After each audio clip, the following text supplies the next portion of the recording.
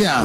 If you can't cook, don't accept an engagement ring. Learn how to cook first before you bring out your finger. Use your finger to cook before you stretch it out. If you cannot cook, keep your finger. When you hear a young girl say, my best meal is Indomie, that's an advertisement of laziness. That's how to know lazy people.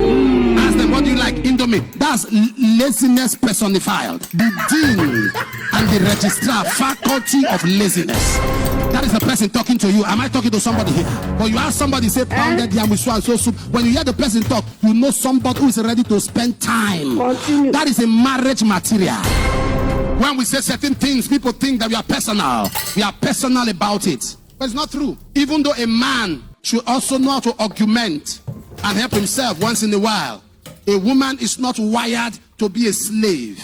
A woman is not created and wired to be secondary or second-handed or second place or second fiddle. But no man should marry a woman who cannot cook. Precious. That is the truth. Because even if you don't eat, your children will eat. Even if your children don't eat, strangers will eat. Am I talking to somebody here? If you can't cook, don't accept an engagement ring. Learn how to cook first before you bring out your finger.